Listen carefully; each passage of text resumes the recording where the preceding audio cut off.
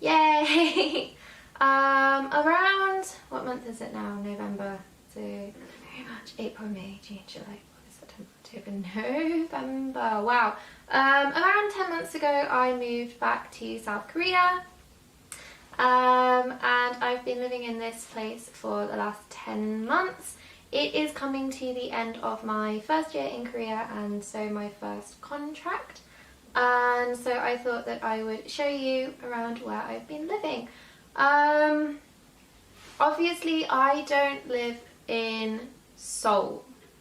I live in, well, technically Incheon, but it's not really Incheon and it's not really Seoul. It's one of the newer cities that's on sort of like a lot of the new developments that are springing up in Korea currently. So my room is a lot larger than you would expect if you were coming out to teach in South Korea or coming out to somewhere with rented accommodation. Yeah, and you were looking in a very popular city like Seoul. My room itself is 69.44 meters squared, so it is pretty damn big for an officetel, which is what I live in. My accommodation is also provided by my company, so I don't actually have to pay for this, which is great. I have to pay for like utilities and internet and things like that, but the bulk of my rent is not paid, and yeah, so remember that. All in all though, I really do like living in my apartment. I'm not so keen on the area, but that's a video for another time. But yeah, I hope you enjoy. It might give you an idea of what to expect at least if you are planning to come to South Korea to teach at least. I'm not really sure obviously like what other apartments are like. Well, when I used to live here, I lived in a 3-bed apartment, which was quite hard to find. I found it on Craigslist. So I haven't really used or seen a lot of other accommodations in Korea, other than like houses and things like that. But yeah. Anyway, I hope you enjoy, and yeah, I hope you liked my flat. So as you come in, we'll just wait for this to focus because I'm using a 35mm lens on autofocus, which was a bad idea. But the first thing that you come in and see is like the little area where you take off your shoes. Obviously you don't wear shoes in the house in Asia, and you pan up to see the corridor that leads into the main area of my room. My room came furnished, so I had a sofa that you can see there.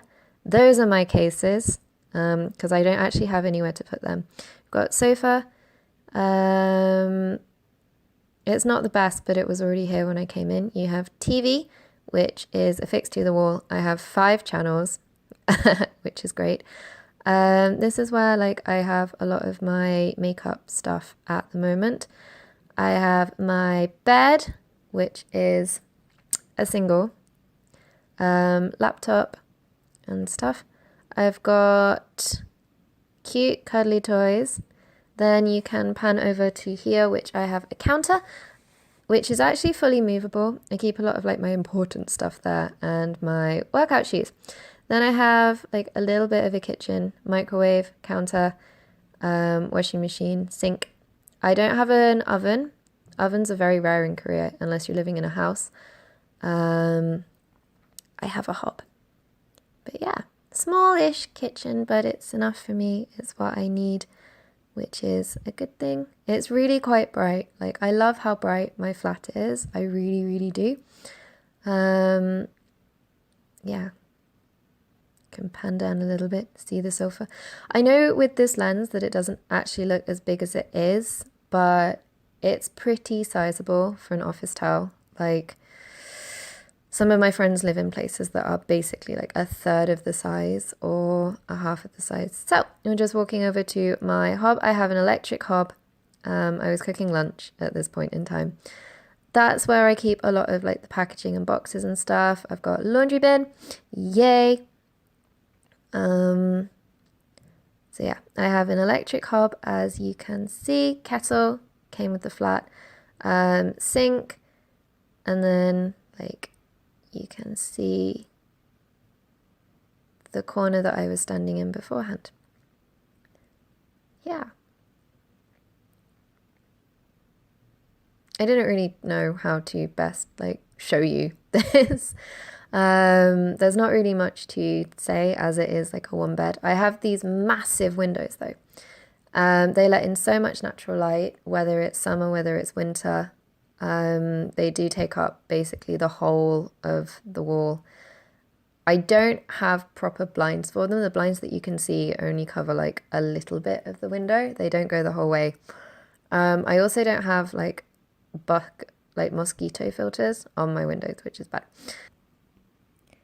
Right, just flipped you around. This is the wow, blur. This is the hallway. The white cupboards are my wardrobes and the blue one is my fridge freezer. Top is the fridge, bottom is the freezer. There's a cupboard right at the top, but I can't reach it at all. And now we're moving to the bathroom. I actually have a proper like differentiated shower to my actual bathroom. Well, I have a shower basically that is not a wet room. A lot of bathrooms in Korea are wet rooms. So you have basically everything in there. You also sometimes get your washing machines in there.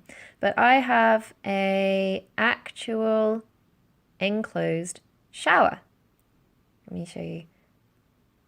Yeah. So that's the glass door. Wow, moving back. There we go.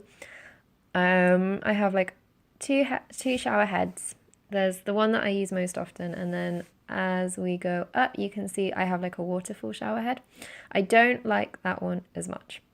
It kind of makes me feel like I'm drowning. But yeah, it's a pretty decent bathroom size. Like, I have a shower, and then sink, big mirror, huge mirror, which I do need to clean, but huge mirror, and then that is everything. Yay! So there it is. I really love like how much natural light I get. It can get very hot in the mornings, even in winter, but I'm really happy with like this. If I could have this place, but in Seoul, I would be the happiest girl alive. But sadly, when I move, it will probably I'm probably gonna have to like downsize. Or well, not I'm probably gonna have to, but I will probably downsize considerably, which is sad, but I really, right now, I really kind of need to be in Seoul. Anyway, as I said, I don't live in Seoul. My flat is much larger than what most people would expect. So if you are planning to move to Korea and you get something that's